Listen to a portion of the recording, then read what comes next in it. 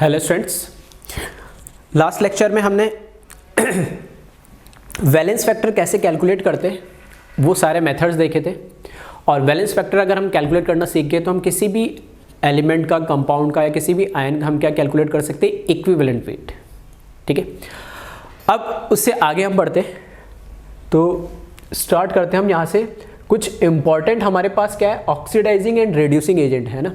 तो इंपॉर्टेंट जो ऑक्सीडाइजिंग और रिड्यूसिंग जो एजेंट है, कैसे हमें पता लगेगा कि कोई ऑक्सीडाइजिंग एजेंट है या कोई रिड्यूसिंग एजेंट है। ठीक है, तो उसके लिए मैंने कुछ पॉइंट्स लिखे हैं, 2-3, इसको हम ध्यान से देखेंगे और समझेंगे और इनकी हेल्प से हम पता लगा पाएंगे कि किसी कंपाउंड में कोई ऑक्सीडाइजिंग एजेंट कैसे है और रिड्यूसिंग एजेंट कैसे है। ठीक है, तो हेडिंग डालिए मैंने, determining of oxidising agent and reducing agent.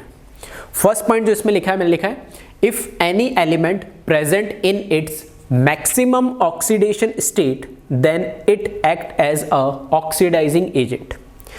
अगर कोई एलिमेंट अपने मैक्सिमम ऑक्सीडेशन स्टेट के अंदर है, ठीक है, तो वो कैसा काम करेगा, ऑक्सीडाइजिंग एजेंट। ठीक है, एक तो वर्ड ये ध्यान रखना, मैक्सिमम ऑक्सीडेशन स्टेट के अंदर होना चाहिए वो कंपाउंड, और ऑक्सीडाइजिंग एजेंट कैसे, अगर वो मैक्सिमम ऑक्सीडेशन स्टेट में, मतलब उससे ज़्यादा उसकी ऑक्सीडेशन स्टेट तो पॉसिबल नहीं हो पाएगी, लेकिन उससे कम तो हो सकती है। तो अगर वो उससे कम होगा, उसका ऑक्सीडेशन स्टेट कम होगा, तो खुद तो क्या होगा, वो रिड्यूस होगा। और अगर वो खुद एलिमेंट रिड्यूस हो रहा है तो दूसरे को क्या करेगा, ऑक्सीडाइज करेगा, इसलिए वो क्या बन जाएगा, ऑक्सीडाइजिंग एजेंट। तो हमने ऑक्सीडाइजिंग एजेंट की डेफिनेशन पढ़ी थी, जो क्या, दोज एलिमेंट वो oxidise other and reduce itself, जो दूसरे को तो ऑक्सीडाइज करे, वो एक एजेंट है जो दूसरे को ऑक्सीडाइज करता है और खुद को क्या करता है, रिड्यूस।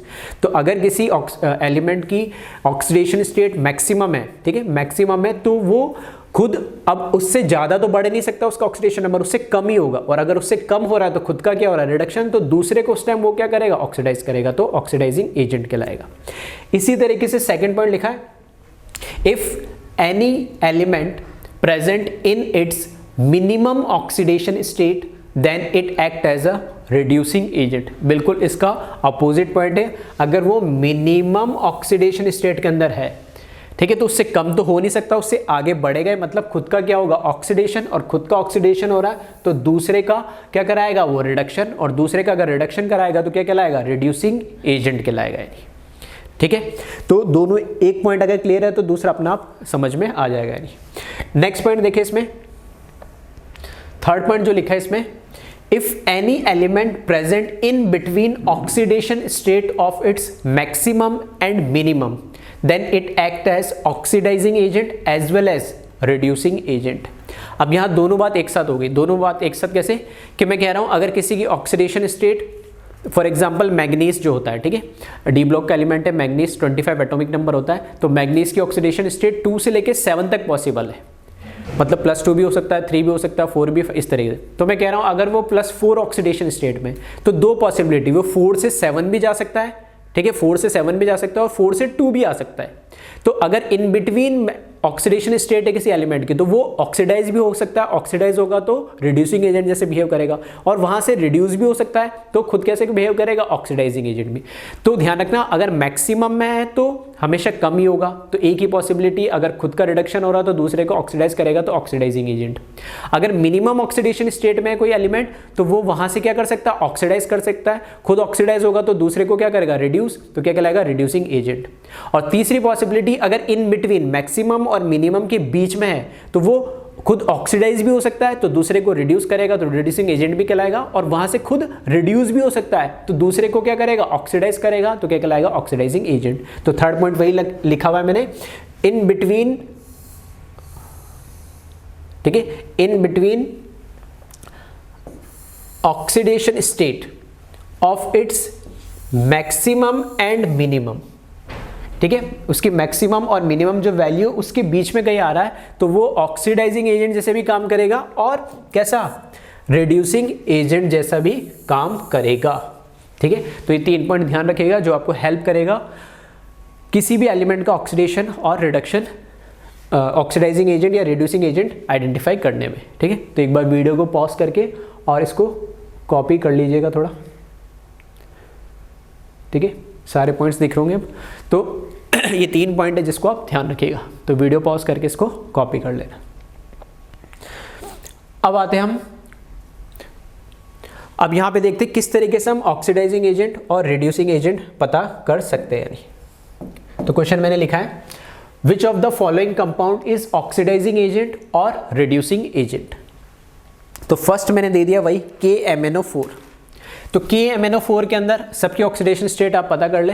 तो पोटेशियम की तो हमेशा +1 ही होती है, ऑक्सीजन की -2 ही होती है। तो यहाँ से -8 + 1 तो -7, उधर जाएगा तो +7। मैग्नीज की ऑक्सीडेशन स्टेट यहाँ कितनी आ जाएगी, +7।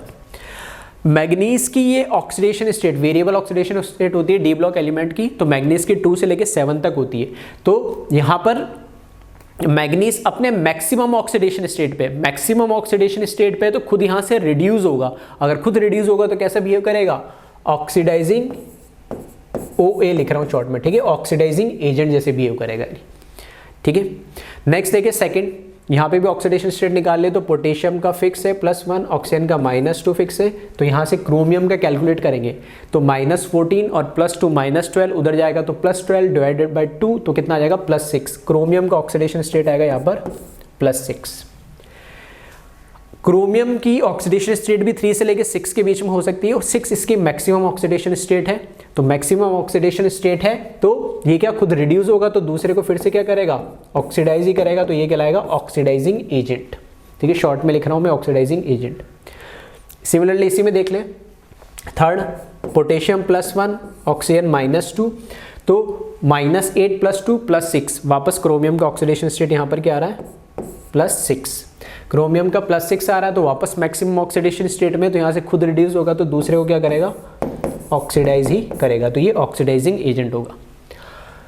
यहाँ पर देखिए H2O2 हाइड्रोजन का, फिर ठीक है आपको पता होना चाहिए कैसा है, परऑक्साइड बॉन्ड होता है।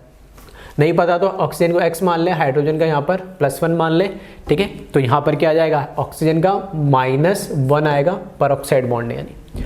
अब ऑक्सीजन की जो ऑक्सीडेशन स्टेट है -1 से -2 भी जा सकती है। नॉर्मल ऑक्सीजन की क्या होती है, -2, तो -2 भी जा सकती है। -2 जा रही है तो क्या हो रहा है, कम हो रहा है, मतलब यहाँ पर क्या हो रहा है, ऑक्सीजन का रिडक्शन हो रहा है। और ऑक्सीजन का अगर रिडक्शन हो रहा है तो कैसा बिहेव करेगा, ऑक्सीडाइजिंग एजेंट।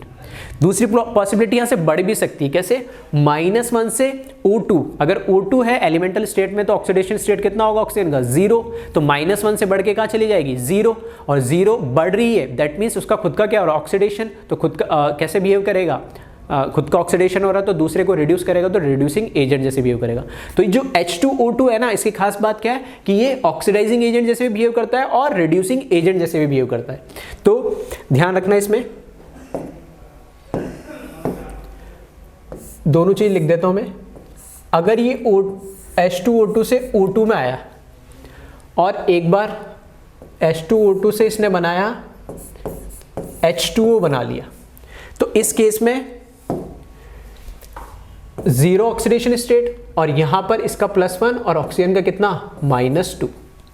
तो अगर ये H2O2 जो है ये O2 में कन्वर्ट हुआ, ठीक है, O2 में कन्वर्ट हुआ मतलब -1 से 0 बढ़ रहा है, तो खुद का ऑक्सीडेशन हो रहा है तो कैसे बिहेव करेगा, ये रिड्यूसिंग एजेंट जैसे RA लिखा मैंने। और माइनस से और कम हो गया, खुद का रिडक्शन हुआ तो कैसे बिहेव करेगा, ये ऑक्सीडाइजिंग एजेंट जैसे।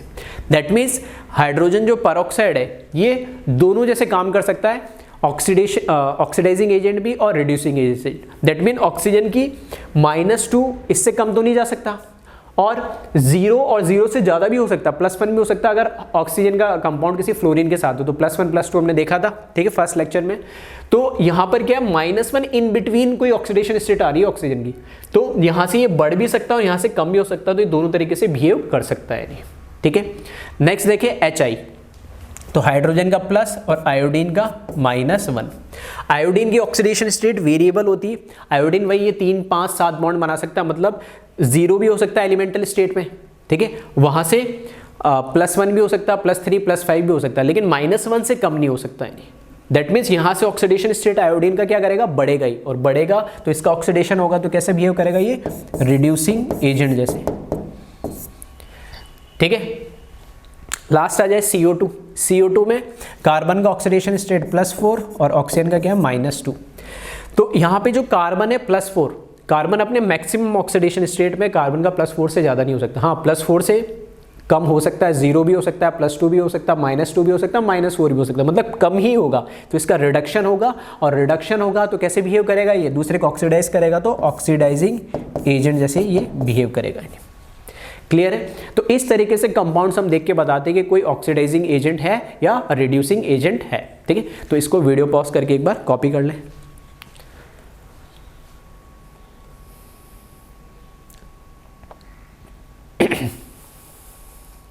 नेक्स्ट देखिए, इसमें एक इंपॉर्टेंट नोट है जिसको आप ध्यान रखिएगा। इसमें मैंने कुछ लिखा है। ठीक है, क्या लिखा है कि H2CO3, H3PO4 और H2SO4 ये है कार्बोनिक एसिड, ये है फॉस्फोरिक एसिड और ये है सल्फ्यूरिक एसिड। ठीक है, तो carbonic acid, phosphoric acid and sulphuric acid are not oxidising agent. ठीक है, क्यों? तो मैं यहाँ पे एक बार बोल देता हूँ, बता देता हूँ। कार्बन का +1 है यहाँ पे, ऑक्सीजन का -2 है, तो कार्बन का यहाँ पे जो ऑक्सीडेशन स्टेट आएगा कितना आएगा, +4। यहाँ पे हाइड्रोजन का +1, ऑक्सीजन का -2, तो फॉस्फोरस का ऑक्सीडेशन स्टेट +5। यहाँ पे हाइड्रोजन का +1, ऑक्सीजन का -2, सल्फर का ऑक्सीडेशन स्टेट +6। यहाँ पर प्रॉब्लम क्या आ रही है कि कार्बन जो है अपने मैक्सिमम ऑक्सीडेशन स्टेट पे +4 पे, फॉस्फोरस अपने मैक्सिमम ऑक्सीडेशन स्टेट पे +5 पे, और सल्फर यहाँ अपने मैक्सिमम ऑक्सीडेशन स्टेट पे +6 पे। तीनों अपने मैक्सिमम ऑक्सीडेशन स्टेट पे है, और मैक्सिमम ऑक्सीडेशन स्टेट पे होता है तो अभी हमने बात करी है कि वो वहां से रिड्यूस ही होगा, और रिड्यूस होगा तो कैसे बिहेव करेगा, खुद रिड्यूस होगा तो दूसरे को ऑक्सीडाइज करेगा, तो ऑक्सीडाइजिंग एजेंट जैसे बिहेव करेगा। लेकिन यहां पर लिख दिया are not oxidising agent, but कहां पर, इन डाइल्यूट सॉल्यूशन। ये ध्यान रखना है, ये इंपॉर्टेंट है। अगर सॉल्यूशन डाइल्यूट दे रखा है तब तो ये ऑक्सीडाइजिंग एजेंट जैसे बिहेव नहीं करेंगे। और अगर ये हमने क्या करा, कंसंट्रेटेड ले लिया, अगर हमने क्या करा, कंसंट्रेटेड ले लिया, तब ये स्ट्रॉन्ग भी नहीं, अच्छा भी नहीं, माइल्ड। ठीक है, माइल्ड मतलब एक तो होता है वीक, एक होता है स्ट्रॉन्ग, और एक होता है माइल्ड, या ठीक है जिसको एवरेज जिसको बोलते हैं, वैसे माइल्ड ऑक्सीडाइजिंग एजेंट जैसे बिहेव करेगा। इसका एक अलग रीजन होता है, इनऑर्गेनिक में हम इसको पढ़ते तो थोड़ा सा इसका रिलेशन इलेक्ट्रोकेमिस्ट्री से, जो कि 12th का एक टॉपिक है फिजिकल केमिस्ट्री का, तो वहाँ पर हम ऑक्सीडाइजिंग जो पावर होती है इसकी, उसके अकॉर्डिंग हम बात करते हैं। ठीक है, तो वो इसका रीज़न अभी मैं एक्सप्लेन नहीं कर सकता, क्योंकि इलेक्ट्रोकेमिस्ट्री पढ़ने के बाद ही वो समझ में आएगा। फिलहाल के लिए इस चैप्टर के लिए आप इतना ध्यान रखना कि अगर डाइल्यूट सॉल्यूशन में कार्बोनिक एसिड, फॉस्फोरिक एसिड और सल्फ्यूरिक एसिड दे दिया, ठीक है, तो ये ऑक्सीडाइजिंग एजेंट जैसे बिहेव नहीं कर सकते, मतलब इनका रिडक्शन नहीं होगा यानी। लेकिन अगर कंसंट्रेटेड दे दिया, concentrated phosphoric acid, concentrated sulphuric acid या कंसंट्रेटेड कार्बोनिक एसिड, तब हम बोल सकते हैं कि माइल्ड ऑक्सीडाइजिंग एजेंट जैसे बिहेव करेगा। ठीक है, तो ध्यान रखना, it can act as mild oxidising agent in concentrated solution यानी। ठीक है, इस चीज का आप थोड़ा सा ध्यान रखिएगा, तो इसलिए इसको मैंने नोट के फॉर्म में लिखा दिया, जिसको हाल फिलहाल आप ध्यान रखना, क्योंकि अभी जो हमने रूल लिखा है उसके अकॉर्डिंग ये कंफ्यूजन करेगा। ठीक है, तो वीडियो पॉज करके इसको भी एक बार आप कॉपी कर ले जल्दी से। फिर देखते हैं आगे हम। यहां मैंने लिखा इंपॉर्टेंट ऑक्सीडाइजिंग एजेंट्स।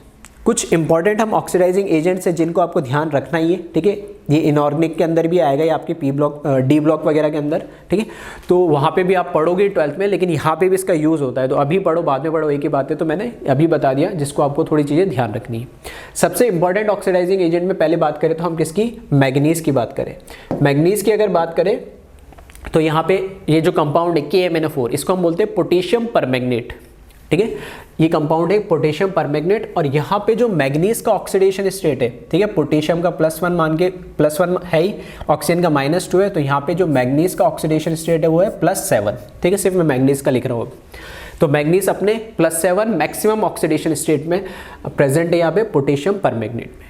इंपॉर्टेंट है, इनका कलर भी ध्यान रखना, इसका पिंक और, ठीक है, स्लैश करके लिखा मैंने, पिंक और पर्पल कलर का होता है पोटेशियम परमैंगनेट का जो कलर होता है। ठीक है, लैब में भी आप देखोगे कभी जाओगे तो पोटेशियम परमैंगनेट कैसे कलर का होता है, पिंक या पर्पल कलर का होता है। अब पोटेशियम परमैंगनेट को अगर हमने एसिडिक मीडियम, उसमें एसिड मिला दिया थोड़ा सा, मतलब एसिडिक मीडियम के अंदर ये क्या करता है, पोटेशियम परमैंगनेट जो है KMnO4 है, जिसमें Mn+7 ऑक्सीडेशन स्टेट में है, तो एसिडिक मीडियम में ये क्या करता है, एसिडिक मीडियम में +2 ऑक्सीडेशन स्टेट में कन्वर्ट हो जाता है, मैग्नीज ऑक्साइड बना लेता है। ठीक है, कोई दूसरा भी कुछ भी कंपाउंड बना सकता है, MCl2, ठीक है, मैंगनीज क्लोराइड भी बना सकता है। कहने का मतलब है ऑक्सीडेशन स्टेट चेंज होता है, +7 से कहाँ +2 ऑक्सीडेशन स्टेट इसका चेंज हो रहा है। ये जो MnO होता है, ये मैंगनीज का +2 ऑक्सीडेशन, +7 में तो इसका ऐसे बोलते हैं मैंगनीज +7 ऑक्सीडेशन स्टेट में इसका कलर पिंक या पर्पल होता है, और मैंगनीज +2 ऑक्सीडेशन स्टेट में इसका जो कलर होता है वो कलरलेस हो जाता है, मतलब उसका कोई कलर नजर नहीं आता है। ठीक है, ये कलरलेस कंपाउंड हो जाता है। अब यहाँ जो हमें ध्यान रखना है, क्या क्वेश्चन किस तरीके से पूछा जाएगा इसमें कि एसिडिक मीडियम में अगर मैं बोलता हूँ पोटेशियम परमैंगनेट का वैलेंस फैक्टर निकालो, तो Mn+7 से किस में कन्वर्ट हो रहा है, +2 में, तो कितने का डिफरेंस आ रहा है वैलेंस फैक्टर की अगर हम बात करें। ठीक है, तो लास्ट लेक्चर हमने बात करी थी 7 और 5, कितने का डिफरेंस आ रहा है, 5 का। तो वैलेंस फैक्टर जो एसिडिक मीडियम में होता है पोटेशियम परमैंगनेट का वो होता है 5। तो कैलकुलेशन के अंदर वैलेंस फैक्टर एसिडिक मीडियम में 5 लेंगे, तो ये आपको याद रखना है कि MnO4 पिंक पर्पल कलर का होता है, ऑक्सीडेशन स्टेट तो निकाल ही सकते हो। एसिडिक मीडियम में ध्यान रखना पड़ेगा आपको, Mn+2 ऑक्सीडेशन स्टेट में चला जाता है और इसका कलर कैसा होता है, ये कलरलेस होता है। तो वैलेंस फैक्टर जो इसका होगा कितना, 5। ठीक है, इसी तरीके से अगर मैं बोलूँ न्यूट्रल मीडियम है, ठीक है, ना ही तो एसिडिक है ना ही बेसिक, या कई बुक्स में ऐसा भी लिखा होता है वीक बेसिक मीडियम। ठीक है, तो ध्यान रखना, वैसे तो हम एसिडिक, न्यूट्रल और बेसिक ही बोलते हैं, लेकिन किसी बुक में ऐसा भी लिखा हो सकता है वीक बेसिक मीडियम। ठीक है, या फिर दोनों चीज़ ध्यान रखना, न्यूट्रल भी लिखा होगा और वीक बेसिक मीडियम लिखा होगा। तो उस केस में जो Mn+7 है वो किस में कन्वर्ट हो जाता है, Mn यहाँ पर ऑक्सीजन -2 है तो मैंगनीज का ऑक्सीडेशन स्टेट कितना जाएगा, +4। मैंगनीज +4 ऑक्सीडेशन स्टेट में क्या हो जाता है, कन्वर्ट हो जाता है। मैंगनीज +4 ऑक्सीडेशन स्टेट में जो होता है वो कैसा कलर का होता है, ब्लैक कलर का होता है। +2 में कलरलेस होता है, +4 में ब्लैक कलर का होता है। ठीक है, ये ध्यान रखना। फिर वैलेंस फैक्टर की बात करें तो +7 से +4 में कन्वर्ट हुआ, तो इसका जो वैलेंस फैक्टर है वो कितना आ जाएगा, 7 और 4 में कितने का डिफरेंस है, 3, तो 3 इसका वैलेंस फैक्टर होगा। और स्ट्रॉन्ग बेसिक लिखा, वैसे तो जनरली एसिडिक, न्यूट्रल और बेसिक होना चाहिए, लेकिन यहाँ वीक बेसिक लिख दिया, इसलिए मैंने यहाँ पे स्ट्रॉन्ग बेसिक कर दिया इसको। ठीक है, तो जनरली बेसिक या स्ट्रॉन्ग बेसिक मीडियम की बात करें तो मैंगनीज +7 से यहाँ ऑक्सीडेशन स्टेट निकालोगे, पोटेशियम की जगह +1 रखोगे, ऑक्सीजन की जगह -2 रखोगे, तो -8 +2 -6, उधर जाके +6, तो मैंगनीज यहाँ +6 ऑक्सीडेशन स्टेट में है। ठीक है, मैंगनीज किस में, +6 ऑक्सीडेशन स्टेट में, यहाँ पर +6 ऑक्सीडेशन स्टेट में जो मैंगनीज है उसका कलर हो जाता है ग्रीन। +7 में कैसा होता है, पिंक और पर्पल, +2 में कलरलेस, +4 में ब्लैक, +6 के अंदर ग्रीन कलर। ठीक है, कलर आप ध्यान रखिएगा, इंपॉर्टेंट है। तो मैंगनीज +6 में ग्रीन कलर का हो जाता है। और इसके वैलेंस फैक्टर की अगर हम बात करें तो वैलेंस फैक्टर कितना हो जाएगा, 6 और वहाँ पे 7, दोनों में कितने का डिफरेंस है, सिर्फ 1 का, तो इसका है वैलेंस फैक्टर 1। तो ये इंपॉर्टेंट है, ध्यान रखिएगा। ऑक्सीडेशन स्टेट विथ किस मीडियम में होता है और उसका कलर क्या होता है और कितना वैलेंस फैक्टर आएगा।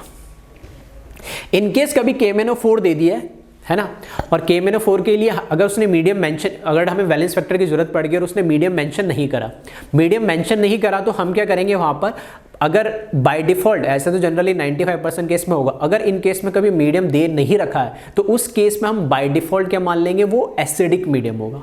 ठीक है, हमेशा नहीं मानना है, कब मानोगे, जब नहीं दे रखा होगा। ठीक है, जब नहीं दे रखा होगा तभी आपको मानना है। तो बाय डिफ़ॉल्ट हम क्या मान लेंगे, उसका एसिडिक मीडियम है। तो यही नोट के फॉर्म में मैंने लिखा है नीचे इधर। ठीक है, if medium is not mention then always consider acidic medium. ठीक है, अगर मीडियम नहीं दे रखा है तो क्या मानोगे आप, एसिडिक मीडियम मानोगे। ठीक है, इस चीज का थोड़ा सा आप ध्यान रखना। तो इसको वीडियो पॉज करके एक बार कॉपी कर ले।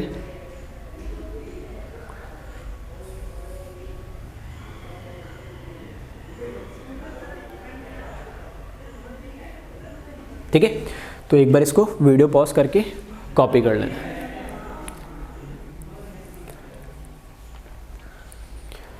फिर आ जाए नेक्स्ट यहां पे जो आपको नेक्स्ट ऑक्सीडाइजिंग एजेंट जो दे रखा है इंपॉर्टेंट में, वो है K2Cr2O7। ठीक है, K2Cr2O7 में पोटेशियम का +1, ऑक्सीजन का -2, तो यहाँ से क्रोमियम का भी आपने कैलकुलेट भी करा था, कितना आ रहा था ये, +6। ठीक है, पोटेशियम डाइक्रोमेट बोलते हैं इसको, K2Cr2O7, ठीक है, पोटेशियम डाइक्रोमेट इसका नाम। K2Cr2O7 में क्रोमियम का ऑक्सीडेशन स्टेट आता है +6। जब इसको हम एसिडिक मीडियम में डालते हैं तो ये क्रोमियम +6 से किस में कन्वर्ट हो जाता है, +3 ऑक्सीडेशन स्टेट में कन्वर्ट हो जाता है, ठीक है। फॉर एग्जांपल Cr2O3 बना लेता है इस तरीके से, ठीक है, तो +3 वाला कंपाउंड बना लेता है। इसमें इसका जो कलर होता है वो होता है ग्रीन। पोटेशियम डाइक्रोमेट लैब में आपके रहता है, ठीक है, एक्सपेरिमेंट में भी आप टाइट्रेशन में भी यूज़ कर दो तो ऑरेंज कलर का होता है पोटेशियम डाइक्रोमेट। और क्रोमियम जो मतलब क्रोमियम +3 के अंदर कोई कंपाउंड है तो कैसा कलर का होता है, ग्रीन कलर का होता है। तो ये कलर ध्यान रखिएगा। इसके वैलेंस फैक्टर की अगर हम बात करें तो वैलेंस जो फैक्टर है +6 से +3 में आ रहा है तो कितने का डिफरेंस आया, 3 का। तो वैलेंस फैक्टर इसका 3 नहीं 3 × 2 हो जाएगा, Q = 6।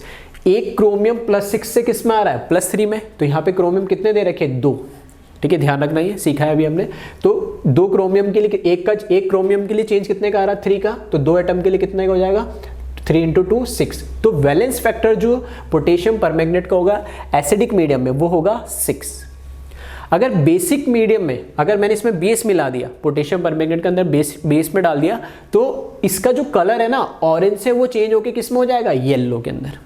लेकिन अगर यहाँ इसके ऑक्सीडेशन स्टेट देखोगे तो यहाँ पे पोटेशियम के +1 लिखना, ऑक्सीजन के -2 लिखना, तो -2 × 4 -8 और +2 -6 हो जाएगा +6। क्रोमियम की ऑक्सीडेशन स्टेट अभी भी +6 है, ऑक्सीडेशन स्टेट में कोई चेंज नहीं हुआ, ठीक है। यहाँ पे ना तो इसका ऑक्सीडेशन हुआ ना ही रिडक्शन हुआ, क्रोमियम की ऑक्सीडेशन स्टेट वही रही, बस चेंज क्या हुआ, कलर चेंज हुआ। हाँ, बेसिक मीडियम में डालते ही ऑरेंज से येलो कलर में चेंज हो जाता है क्योंकि ये पोटेशियम डाइक्रोमेट है और ये पोटेशियम क्रोमेट है यानी, ठीक है।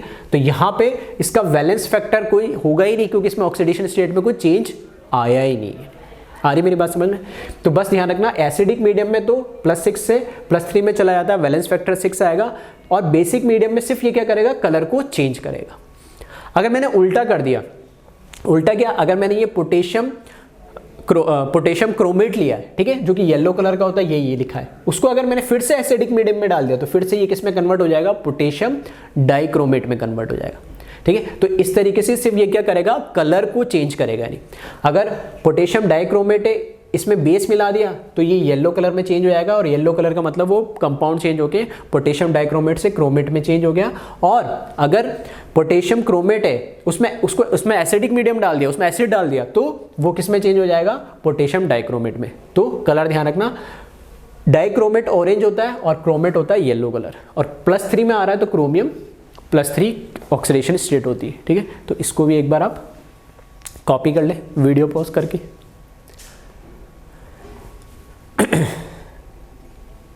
नेक्स्ट देखिए, इसी तरीके से नाइट्रेट, ठीक है, NO3- सिर्फ मैंने नाइट्रेट लिखा, आगे कोई भी कैटायन आप लगा सकते हो।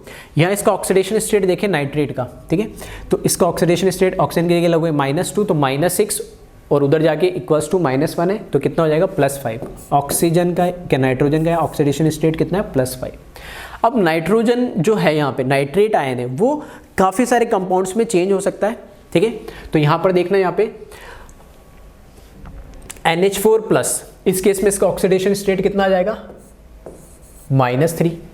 N2O, ठीक है, तो -2 तो यहाँ पर कितना आ जाएगा, +1। NO2 तो यहाँ पर कितना आ जाएगा, +4। सिर्फ नाइट्रोजन का लिख रहा हूँ मैं। N2O3 यहाँ पे ऑक्सीडेशन स्टेट इसका कितना, +3। N2O5 यहाँ ऑक्सीडेशन स्टेट +5 और N2 मतलब 0। तो इस केस में क्या है, यहाँ पर +5 से -3 आ रहा है तो यहाँ पे क्या हो रहा है, रिड्यूस हो रहा है। इस केस में ये कैसा हो गया, ऑक्सीडाइजिंग एजेंट। +5 से +1 आ रहा है, यहाँ पे भी रिड्यूस हो रहा है, तो कैसा हो रहा है, मतलब ये अपने मैक्सिमम ऑक्सीडेशन स्टेट में है नाइट्रोजन, तो यहाँ से तो क्या होगा, रिड्यूस ही होगा, कम ही होगा यानी, ठीक है। जैसे इस केस में तो +5 से +5 ही आ रहा है। खैर इसको लिखो ना लिखो कोई फर्क नहीं पड़ता क्योंकि इसमें कुछ हो नहीं रहा है, नहीं है ना। तो यहाँ पे मैं ऐसे बोल सकता हूँ सभी के केस में क्या हो रहा है, ये रिड्यूस हो रहा है, ठीक है, सिर्फ इस वाले केस को छोड़ के, ठीक है। चलो इसको मैं हटा ही देता हूँ,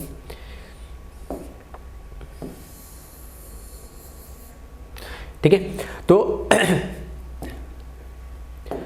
इस केस में सब -3 +1 +4 +3 0 सब में क्या हो रहा है, कम ही आ रहा है ऑक्सीडेशन स्टेट, मतलब क्या हो रहा है, रिड्यूस ही हो रहा है। अब रिड्यूस हो रहा है तो ये कैसा है, ऑक्सीडाइजिंग एजेंट है।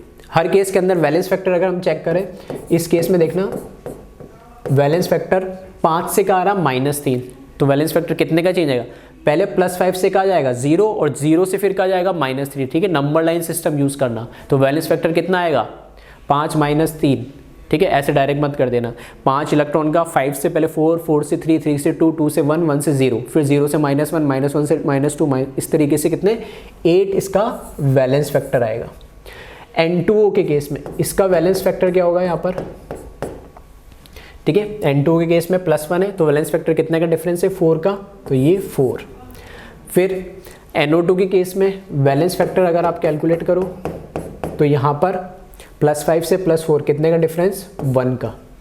N2O3 के केस में जो वैलेंस फैक्टर है, ठीक है, +5 से +3 आया, कितने का डिफरेंस 2 का, और N2 मतलब 0 पर आ गया तो यहाँ पे वैलेंस फैक्टर जो इसका है कितने का होगा, 5 से 0 आया तो कितने का डिफरेंस 5 का, तो वैलेंस फैक्टर 5, ठीक है। तो इस तरीके से हम क्या कर सकते हैं, कुछ पोटेशियम वाला, मैग्नीज वाला और ये, ठीक है, नाइट्रेट वाला, कुछ इंपॉर्टेंट हमारे खुद रिड्यूस हो रहे हैं तो कैसे ऑक्सीडाइजिंग एजेंट्स है, तो इनको आप थोड़ा ध्यान रखना। तो इसमें हमें ज़रूरत क्या पड़ेगी, हमें ज़रूरत पड़ेगी इसमें कि किस तरीके से हम, ठीक है, किस तरीके से हम क्या करें, वैलेंस फैक्टर कैलकुलेट करें, यानी वैलेंस फैक्टर क्या होगा, तो वो मैंने थोड़ा बताने की कोशिश करी है। फिर देखिए आगे नेक्स्ट है H2O2, ठीक है, इसके बारे में खैर मैं अभी बात कर ही चुका हूँ। तो क्योंकि हम ऑक्सीडाइजिंग एजेंट पढ़ रहे हैं तो यहाँ पे मैंने ऑक्सीडाइजिंग एजेंट के फॉर्म में बात करी, तो ऑक्सीजन का यहाँ पे कितना परऑक्साइड के फॉर्म में, तो -1 ऑक्सीडेशन स्टेट, और यहाँ पर -2 ऑक्सीडेशन स्टेट। तो -1 से कहाँ आ रहा है, -2 मतलब रिड्यूस हो रहा है, तो कैसा है ऑक्सीडाइजिंग एजेंट। यहाँ इसका जो वैलेंस फैक्टर होगा, ठीक है, यहाँ इसका जो वैलेंस फैक्टर होगा -1 से -2 कितना, 1 का डिफरेंस आ रहा है एक एलिमेंट के लिए, तो 2 एटम के लिए कितना आएगा, तो 1 × 2, दैट मीन्स 2 इसका वैलेंस फैक्टर होगा। क्लियर है, तो इसको कॉपी कर ले एक बार, ठीक है। अभी तक हमने देखे ऑक्सीडाइजिंग एजेंट्स, इसी तरीके से हम देखते हैं कुछ रिड्यूसिंग एजेंट्स देखते हैं हम। ये जो मैंने ऑक्सीडाइजिंग और रिड्यूसिंग एजेंट्स लिखे, ठीक है, इनको आपको याद रखने यानी, ठीक है, क्योंकि ये रैंडमली बार बार यूज़ होंगे, तो कुछ जो कॉमन है वही लिखे, मैंने ज़्यादा नहीं लिखे लेकिन कुछ कॉमन है वही लिखे। इसी तरीके से इंपॉर्टेंट रिड्यूसिंग एजेंट्स लिखे, तो पहला लिखा मैंने FeO, तो यहाँ पे ऑक्सीजन की -2 है तो आयरन का ऑक्सीडेशन स्टेट कितना होगा +2, यहाँ पर आयरन का ऑक्सीडेशन स्टेट कितना आ जाएगा +3, ठीक है, x मान के कर लेना। तो यहाँ पर अगर मैं वैलेंस फैक्टर, आयरन का क्या हो रहा है, आयरन का क्या हो रहा है ऑक्सीडेशन हो रहा है, तो ये खुद कैसे बिहेव करेगा, रिड्यूसिंग एजेंट जैसे, मतलब पूरा कंपाउंड FeO कैसे रिड्यूसिंग एजेंट जैसे बिहेव करेगा। वैलेंस फैक्टर की बात करें तो 1 कितने का डिफरेंस आ रहा है 1, और क्योंकि इसका वैलेंस फैक्टर कैलकुलेट कर रहा हूँ मैं रिएक्टेंट का, ठीक है, तो इसमें एक ही एटम में तो 1 से मल्टीप्लाई करोगे तो भी 1 ही रहेगा। इसी तरीके से H2C2O4, ठीक है, ये ऑक्सलेट आयन है, ठीक है, H2C2O4 इसको बोलते हैं oxalic acid. C2O4 2- oxalate ion होता है और ये पूरा ऑक्सलिक एसिड है। तो इसमें H का +1 मानना, ऑक्सीजन का -2 मान के इसको कैलकुलेट करोगे तो कार्बन का ऑक्सीडेशन स्टेट यहाँ पर क्या आएगा, ऑक्सलेट आयन में कार्बन क्या होता है +3, यहाँ पे कार्बन का ऑक्सीडेशन स्टेट क्या आएगा +4, तो कार्बन का यहाँ ऑक्सीडेशन हो रहा है, तो ये कैसा बिहेव करेगा, रिड्यूसिंग एजेंट जैसे। इसका वैलेंस फैक्टर की अगर हम बात करें, इसके वैलेंस फैक्टर की अगर हम बात करें तो +3 से +4 कितने का चेंज आ रहा है, 1 का। 2 एटम के लिए कितने का होगा 1 × 2, तो वैलेंस फैक्टर इसका कितना हो जाएगा 2। नेक्स्ट थर्ड देखिए, इसमें Na2H2O3, सोडियम का +1 ऑक्सीजन का -2 मान के कैलकुलेट करेंगे तो यहाँ पे सल्फर का आएगा +2। यहाँ पे वापस से सोडियम का +1 ऑक्सीजन का -2 कैलकुलेट करके आएंगे तो यहाँ पे सल्फर का कैलकुलेट आकर आएगा 2.5,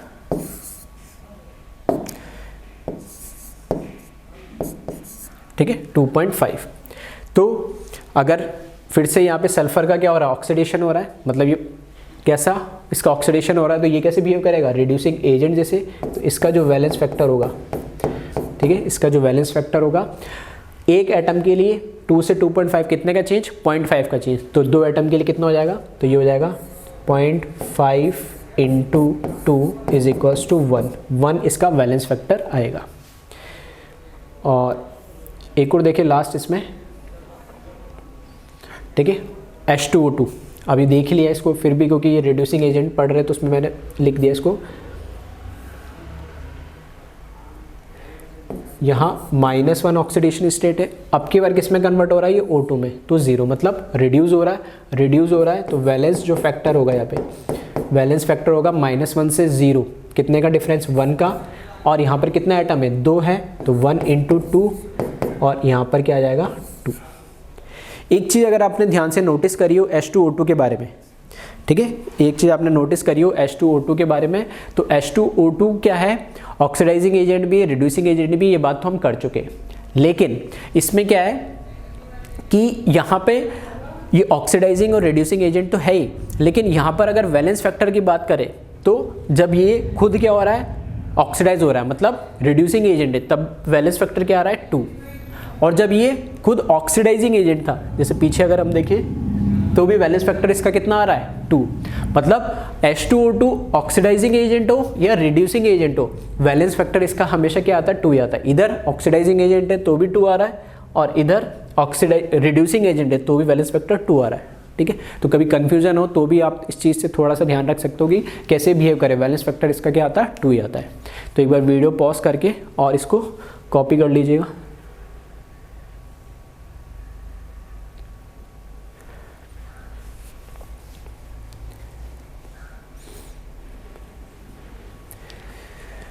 ठीक है, अब देखिए इसमें आगे,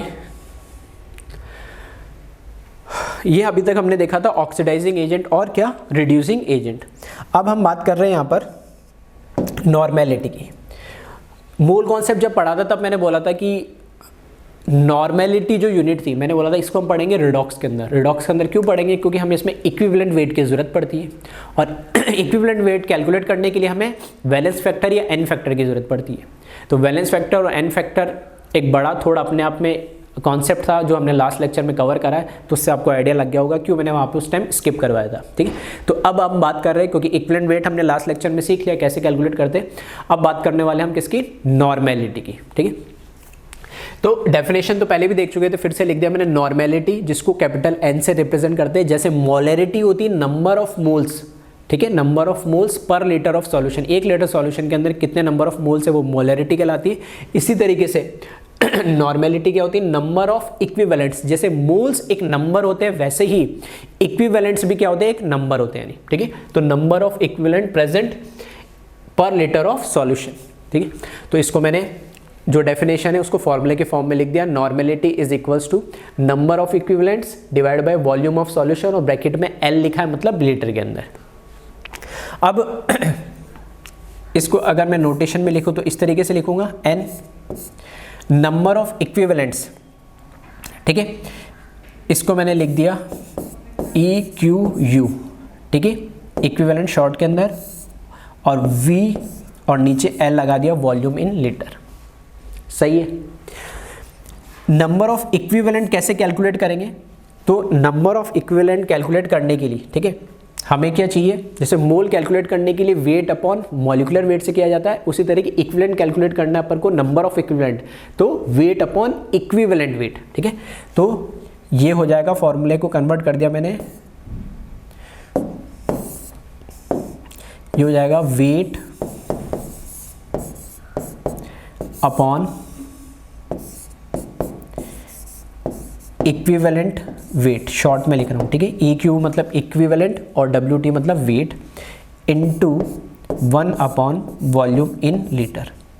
तो यहाँ से, ठीक है, यहाँ से एक चीज़ जो मैंने यहाँ पे क्या कि अगर मुझे इक्विवेलेंट कैलकुलेट करना है, ठीक है, वो यहाँ साइड में लिख दे रहा हूँ मैं, जो इक्विवेलेंट है वो अगर मुझे कैलकुलेट करना है तो इक्विवेलेंट क्या होगा, गिवन वेट, ठीक है, शॉर्ट में लिखा given weight upon equivalent wait. Clear है, ये चीज मैंने यहां पर यूज करी है। फिर इसमें आगे देखें,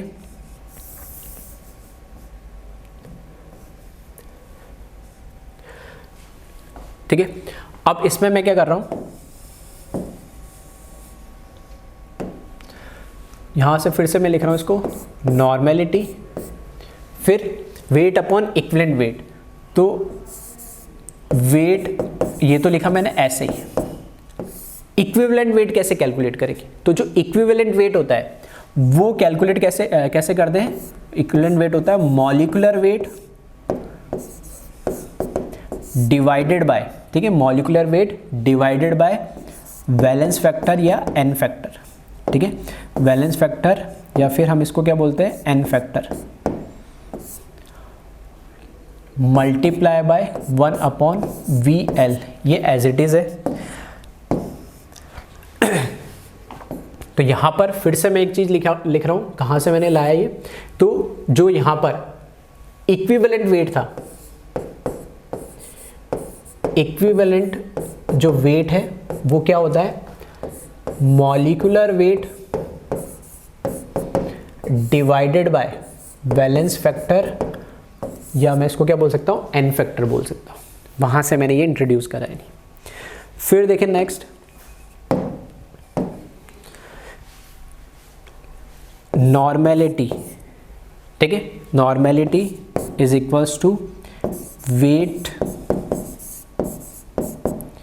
या गिवन वेट भी लिखते हैं हम इसको, नीचे इसके लिखा मैंने मॉलिक्यूलर वेट,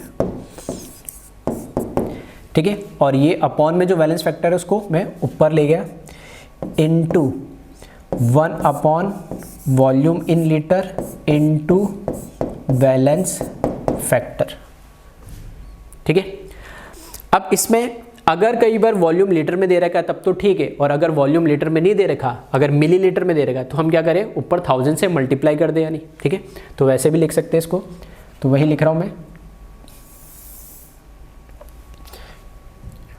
यहाँ पर, normality is equals to weight upon molecular wait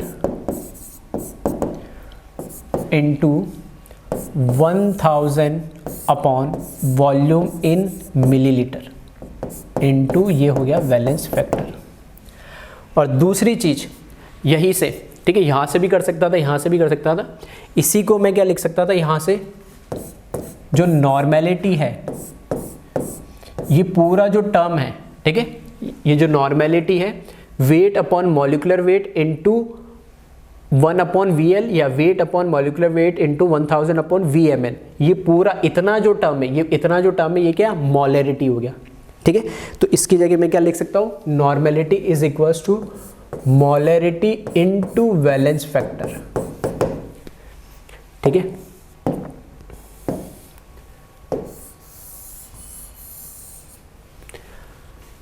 litre में लिखते हो तो यहाँ पर 1 आएगा, और मिलीलीटर में लिखते हो तो 1000 आ जाएगा, ठीक है। और फॉर्मूले के फॉर्म में लिख दो इसको, ठीक है। तो नोटेशन के फॉर्म में मैं अगर इसको कन्वर्ट कर दूँ तो ये हो जाएगा यहाँ पर N is equals to, weight की जगह मैंने लिखा W, मॉलिक्यूलर वेट की जगह मैंने लिखा सिर्फ capital M, into 1000 into volume in millilitre, ठीक है, इनटू वैलेंस फैक्टर, ठीक है। तो ये नॉर्मेलिटी का फॉर्मूला हो गया, क्लियर है। तो ये पहले भी मैं मोल कॉन्सेप्ट में भी वैसे तो बता चुका हूँ, फिर भी एक बार इस चैप्टर में आया तो मेरा काम था एक बार फिर से बताना, तो एक बार मैंने फिर से बता दिया है, ठीक है। ध्यान रखना ये मिलीलीटर लिखा है,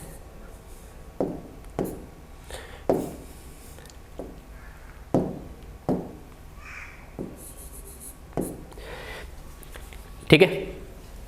अब यहां से कुछ, ठीक है, एक बार इसको चाहो तो आप कॉपी कर लेना,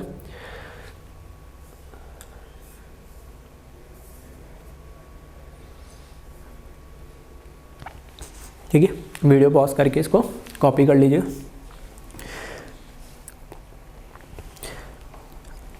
अब यहां से 2-3 चीजें तो हमने क्या साथ के साथ ही यहां पर रिलेट कर दिए।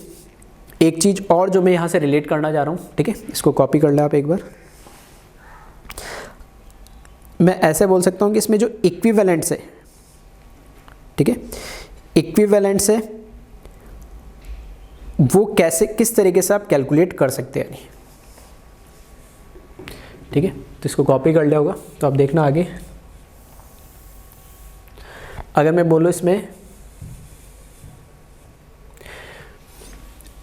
जो इक्विवेलेंट्स है, जैसे मोल्स होते हैं यानी, है ना, तो जो इक्विवेलेंट्स है इसको कैसे कैसे हम कैलकुलेट कर सकते हैं यानी, तो जो इक्विवेलेंट्स है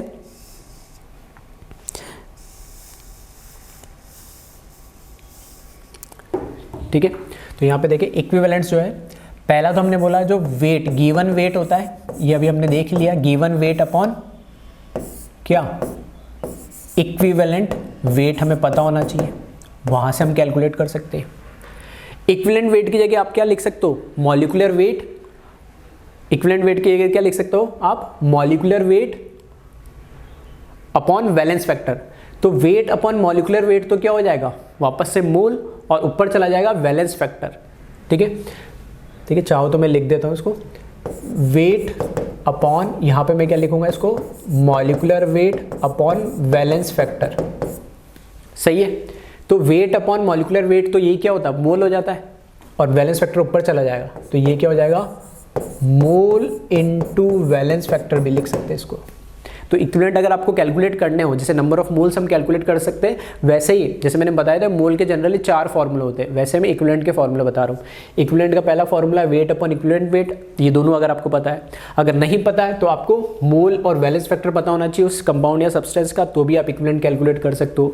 ये भी नहीं पता तो जिस तरीके से डाइल्यूशन वाला फॉर्मूला होता है, ठीक है, m1v1 इक्वल्स टू m2v2, ठीक है, सेम इसी तरीके से n1v1 is equals to n2v2 भी एप्लीकेबल होता है।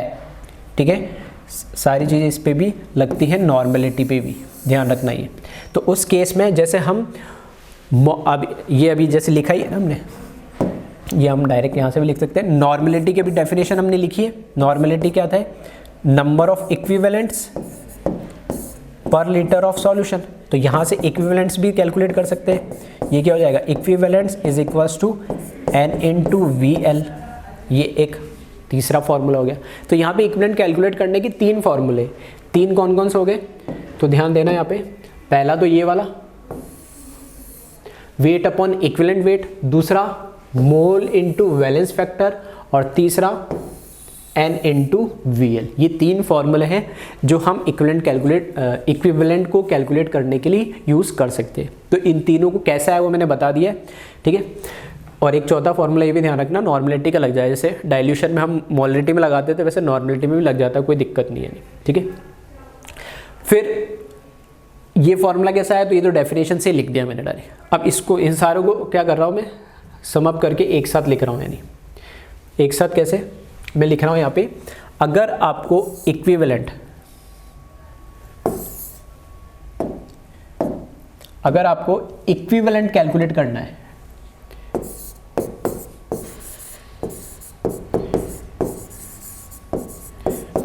तो पहली चीज क्या है, given weight upon equivalent wait, ये चीज पता हो। अगर ये नहीं पता तो क्या, मोल इनटू वैलेंस फैक्टर पता हो। ये भी नहीं पता अगर, मोल इनटू वैलेंस फैक्टर, तो नॉर्मेलिटी पता हो, n into volume in litre. Volume litre में नहीं दे रखा हो, मिलीलीटर में दे रखा हो, तो इसको इस तरीके से लिख लेना, VmL अपॉन 1000।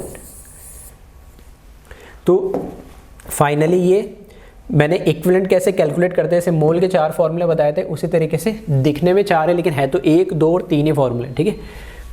तो आप इस तरीके से इसको भी डायरेक्ट ध्यान रखें, कैसा है वो मैंने बता दिया, लेकिन चारों फॉर्मूले आपको डायरेक्टली याद भी होने चाहिए, ठीक है।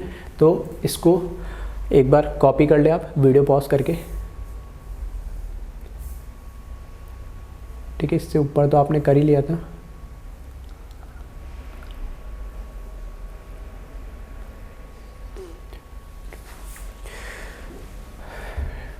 ठीक है। अब इस पे हम कुछ क्वेश्चंस प्रैक्टिस कर लेते हैं, ठीक है। तो इक्विवेलेंट में हमें, क्योंकि अल्टीमेटली जरूरत किसकी पड़ रही थी, वैलेंस फैक्टर की, तो वैलेंस फैक्टर कैसे होता है वो हमने सीख लिया है। तो वीडियो पॉज करके इसको कॉपी कर लेना। अब बढ़ते इस पे क्वेश्चंस पे। तो पहला क्वेश्चन हमें दे रखा है कैलकुलेट नॉर्मेलिटी ऑफ फॉलोइंग। पहला दे रखा 4.9 gram of H2SO4 in 250 ml of solution. ठीक है, इसकी हमें नॉर्मेलिटी कैलकुलेट करनी है। तो चाहो तो वीडियो पॉज करके और आप खुद से भी सॉल्व करने की कोशिश कर सकते हो। नहीं, ठीक है, 4.9 ग्राम H2SO4 है और हमें क्या कैलकुलेट करना है, उसके लिए नॉर्मेलिटी कैलकुलेट करनी है। तो नॉर्मेलिटी का फॉर्मूला मैं लिख देता हूँ, W वेट हमें गिवन दे रखा है, मॉलिक्यूलर वेट H2SO4 का हम कैलकुलेट कर लेंगे इनटू वॉल्यूम मिलीलीटर में दे रखा है तो 1000 VmL लिख देता हूँ इनटू, क्योंकि नॉर्मेलिटी तो वैलेंस फैक्टर भी मुझे पता होना चाहिए। सही है, तो यहाँ पे देखिए क्या क्या मेरे पास है। N is equals to weight दे रखा है 4.9 ग्राम, मॉलिक्यूलर वेट ऑफ H2SO4 ये होता है 98 gram into 1000 as it is, volume हमें दे दिया 250 ml इनटू वैलेंस फैक्टर क्या लोगे अब इसमें। तो अब देखना, जो हमने वैलेंस फैक्टर कैलकुलेट करना सीखा वही इसका एप्लीकेशन है कि H2SO4 क्या एक एसिड है, और एसिड है तो उसका वैलेंस फैक्टर क्या होता है, कितने H+ आयन दे सकता है। तो H2SO4 कितने H+ आयन दे सकता है, 2। तो इसका वैलेंस फैक्टर कितना हो जाएगा, 2। तो बस इसको कैलकुलेट कर ले और नॉर्मेलिटी आ जाएगी यानी। ठीक है, तो इस तरह के क्वेश्चंस भी आपको मिल जाएंगे, तो इसको कैलकुलेट कर लेना आप, जो भी आंसर आए लिख लेना। यहाँ मैं लिख देता हूँ इसमें वैलेंस फैक्टर ऑफ H2SO4 कितना होगा, 2, और कैसे आएगा, 2 H+ आयन देगा। क्लियर है, तो वीडियो पॉज करके इसको कॉपी कर ले और जो भी आंसर आए कैलकुलेट करके आप लिख लेना है कितनी नॉर्मेलिटी आती है।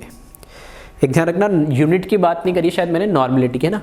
तो नॉर्मेलिटी की जो यूनिट होती है वो होती है, जैसे मोलरिटी की यूनिट क्या हम लिखते हैं, मोलर, वैसे नॉर्मेलिटी की यूनिट होती है नॉर्मल। ठीक है, हाँ लिख देता हूँ मैं, यूनिट ऑफ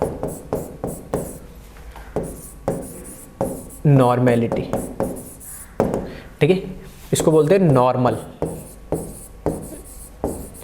न्यू नॉर्मल जिसको आजकल बोला जाता है। ठीक है, तो जैसे मोलर के लिए मोलर, वैसे नॉर्मेलिटी की नॉर्मल, और रिप्रेजेंट किससे किया जाता है, कैपिटल N से, जैसे मोलरिटी में कैपिटल M से किया जाता है। तो यहाँ पे जो भी आंसर आएगा तो उसके आंसर के आगे कैपिटल N लगा लेना। क्लियर है,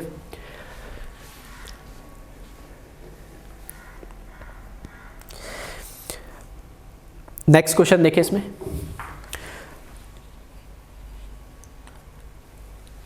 नेक्स्ट क्वेश्चन दे रखा है 31.6 ग्राम KMnO4 which having molecular weight 158 gram in 500 ml of solution in acidic medium। मतलब कैलकुलेट तो वही करना है अभी भी, कैलकुलेट आपको नॉर्मेलिटी करनी है। किसकी नॉर्मेलिटी कैलकुलेट करनी है, 500 सॉल्यूशन हमें दे रखा है KMnO4 का। ठीक है, जिसमें 31.6 ग्राम KMnO4 और एसिडिक मीडियम में। तो ये इसका मतलब क्या है, इसको समझ लेते। अगर जिसको समझ में आ गया तो वो वीडियो पॉज करके सॉल्व कर लेना इसको। देखिए इसमें हमें क्या करना है, वापस से नॉर्मेलिटी कैलकुलेट करनी है। तो वेट हमें दे ही दिया गिवन, तो वेट अपॉन फॉर्मूला लिख देता हूँ, molecular weight into volume ml में, तो 1000 इनटू वॉल्यूम इन ml इनटू वैलेंस फैक्टर। तो देखना वेट 31.6 ग्राम, मॉलिक्यूलर वेट 158 ग्राम। ठीक है, नहीं भी पता होता तो सिर्फ mn का दे रखा होता तो हम कैलकुलेट कर सकते थे, इसने पूरे का दे दिया, कोई दिक्कत नहीं। वॉल्यूम ml में 500 दे दिया, कोई दिक्कत नहीं। अब हमें सिर्फ वैलेंस फैक्टर पता लगाना है। तो KMnO4 का वैलेंस फैक्टर क्या होगा, बोला अभी तो सर आपने 3 बताया था। KMnO4 यहाँ +7 में है, तो +7 से किस में जा सकता है, +2 में भी जा सकता है, +4 में भी जा सकता है, +6 में भी जा सकता है। तो मैंने बताया था आपको वहाँ पे ये ध्यान रखना लैंग्वेज में क्या क्या रखा है। तो लैंग्वेज में क्या दे रखा है, एसिडिक मीडियम, मतलब KMnO4 किसके अंदर है, एसिडिक मीडियम में। तो एसिडिक मीडियम में जैसे डालोगे तो MnO4 जो Mn +7 ऑक्सीडेशन स्टेट में किस में चला जाएगा, +2 ऑक्सीडेशन स्टेट में, और उसका वैलेंस फैक्टर क्या होगा, 7। ठीक है, तो इस तरीके से यहाँ पर ये यूज़ होगा। तो यहाँ पर नॉर्मेलिटी जब आप कैलकुलेट करोगे तो वेट लिख दोगे 31.6 158, ये मॉलिक्यूलर वेट दे ही दिया, मल्टीप्लाई बाय 1000, वॉल्यूम दे दिया हमें 500 इनटू वैलेंस फैक्टर कितना आ जाएगा इसमें 5। बैलेंस फैक्टर 5 कैसे आ रहा है कि जो Mn है यहाँ पे वो कन्वर्ट होगा Mn+2 के अंदर, ठीक है, क्योंकि यहाँ पर हमें दे दिया है Mn+7 ऑक्सीडेशन स्टेट में, सिर्फ Mn ही लिख रहा हूँ मैं यहाँ पे, ठीक है, पूरा नहीं लिखा मैंने KMnO4, Mn+7 है एसिडिक मीडियम में, ठीक है, एसिडिक मीडियम में देखा था अभी हमने, ये मैंने बोला था याद रखना है आपको, ध्यान रखना है। अब समझ में आ गया होगा इंपॉर्टेंट क्यों है, क्योंकि वहाँ सिर्फ मीडियम लिखा होगा तो आपको पता होना चाहिए एसिडिक मीडियम में कौन सी ऑक्सीडेशन स्टेट में जाता है, तो ये जाएगा +7 से किसके अंदर, +2 में। तो इस केस में यहाँ पर इसका जो वैलेंस फैक्टर होगा वो वैलेंस फैक्टर कितना जाएगा, 5, वही ये 5 लिखा है। नहीं क्लियर है, तो इसको वीडियो पॉज करें और कॉपी कर ले। इसी तरीके से कुछ न्यूमेरिकल नॉर्मेलिटी है, वैसे इक्विवेलेंट्स पे भी आ सकते हैं, तो मैंने लिख दिया calculate equivalent of following solution, तो डायरेक्ट लिख दिया मैंने 200 मिलीग्राम ऑफ NaOH। तो इसमें कैलकुलेट करने की NaOH के कितने इक्विवेलेंट से, यानी इक्विवेलेंट के अभी जो मैंने फॉर्मूला लिखाए थे लास्ट में 3-4 लिखे थे, लेकिन थे क्या एक्चुअली वो 3 थे, ठीक है, तो वही कैलकुलेट करना है आपको कि कितने इक्विवेलेंट्स होंगे, ठीक है। तो चाहो उन्हीं फॉर्मूले को यूज़ करना डायरेक्ट और आप इसको कैलकुलेट कर लोगे। तो वीडियो पॉज करके सॉल्व कर सकते हैं। देखिए इधर 200 मिलीग्राम ऑफ NaOH, ठीक है, इक्विवेलेंट्स मेरे को कैलकुलेट करने हैं इसके, जैसे मोल होते हैं वैसे इक्विवेलेंट भी एक नंबर है। तो कौन सा फॉर्मूला लगाऊं, वेट अपॉन मॉलिकुलर वेट या इक्विवेलेंट वेट वाला लगा दे, लगा सकते हैं बिल्कुल। तो यहाँ पे मैं लगा रहा हूँ weight upon equivalent weight. Weight तो मुझे गिवन दे रखा है 200 मिलीग्राम, इक्विवेलेंट वेट मुझे कैलकुलेट करना है किसका, NaOH का। तो NaOH का इक्विवेलेंट वेट कैलकुलेट करना है, तो जो इक्विवेलेंट वेट होगा इसका वो क्या होगा, मॉलिक्यूलर वेट,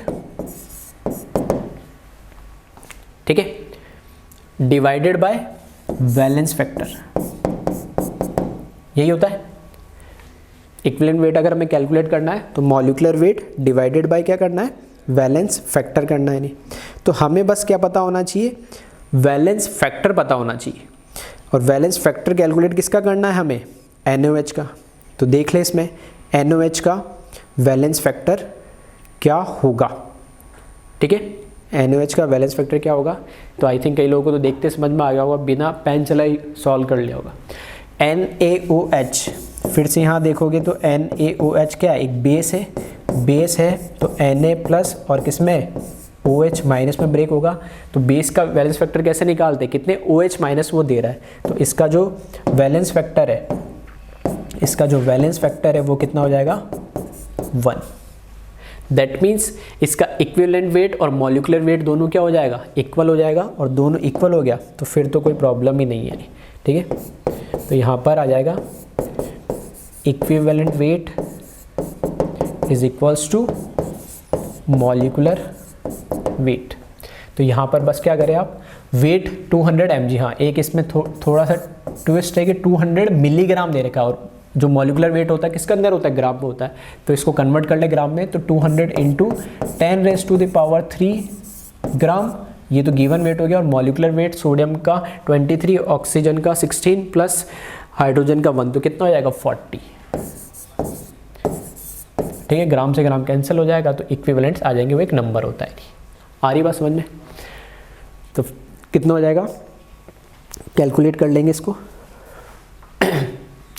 5 हो जाएगा, 5 × 10⁻³ ठीक है, ये इसका इक्विवेलेंट्स हो जाएंगे।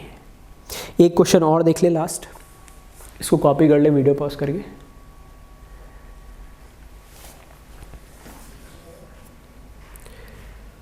ठीक है, 5 मोल्स ऑफ HCl, ठीक है, 5 मोल्स ऑफ HCl हमें दे दिए। तो इसमें इक्विवेलेंट हमें कैलकुलेट करने हैं, यानी इक्विवेलेंट कैलकुलेट करने हैं तो चाहो तो खुद से कर सकते हो वीडियो पॉज करके, और जिनको नहीं आ रहा देख ले एक बार।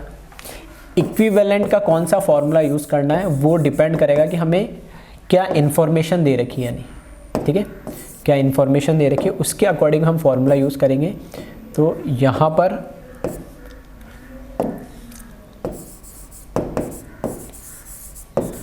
कौन सा फॉर्मूला यूज़ करें, तो हमें मोल्स दे रखे हैं, यानी तो यहाँ पे मैं फॉर्मूला यूज़ कर रहा हूँ मोल्स इनटू वैलेंस फैक्टर। आ रही बात समझ में? मोल्स इनटू कौन सा? वैलेंस फैक्टर वाला फॉर्मूला मैं यूज़ कर रहा हूँ यहाँ पर, क्योंकि मुझे मोल्स दे रखे हैं नहीं। तो आ रही बात समझ में? तो इक्विवेलेंट का हमने लिखा है क्या होता है, वेट अपॉन इक्विवेलेंट। अगर इक्विवेलेंट वेट अगर हम कर सकते हैं या गिवन वेट हमें दे रखा है तो हम वहाँ से मोल फैक्टर वैलेंस फैक्टर निकाल के उसका इक्विवेलेंट वेट भी निकाल लेंगे। अगर हमें वेट नहीं दे रखा, मोल्स दे रखा, तो moles into direct valence factor कर लो यानी। और ये भी नहीं दे रखा, उसकी नॉर्मेलिटी दे रखी, तो नॉर्मेलिटी और वॉल्यूम अगर दे रखा है तो उसका तो वो डिपेंड करेगा आपको इन्फॉर्मेशन क्या दे रखी है, उस इन्फॉर्मेशन के अकॉर्डिंग आपको फॉर्मूला यूज़ करना है। ठीक है, तो इस केस में हमें मोल्स दे रखा है तो डायरेक्ट यहाँ पर क्या हो जाएगा, मोल्स मुझे दे रखे 5। अब वैलेंस फैक्टर कैलकुलेट करना है और HCl का वैलेंस फैक्टर कैलकुलेट करना है। तो फिर से HCl क्या है, एक एसिड है और एसिड क्या देगा, H+ और Cl-। दैट मीन्स कितना H+ दे रहा है, ये एक H+ दे रहा है, एक H+ दे रहा है। इसका मतलब वैलेंस फैक्टर इसका क्या हो गया, 1। तो यहाँ पर क्या करें आप, बस 1 लिख दे तो इसका 5 ही इक्विवेलेंट आ जाएगा। आ रही बात समझ में? तो इस तरह के न्यूमेरिकल्स आपको काफ़ी मिल जाएंगे। तो एक बार फिर से पूरा जो कॉन्सेप्ट आज हमने देखा, एक तो ऑक्सीडाइजिंग और रिड्यूसिंग एजेंट, और दूसरा इक्विवेलेंट और उससे रिलेटेड न्यूमेरिकल्स आपको जो भी है वो इससे यहाँ से आप आसानी से सॉल्व कर सकते हैं। ठीक है, तो एक बार फिर से कहीं अगर स्लाइड आगे पीछे होने से कॉपी होने में दिक्कत हो रही हो, ठीक है, तो वीडियो को पॉज कर करके साथ के साथ उसको कॉपी कर लेना। Okay, thank you class.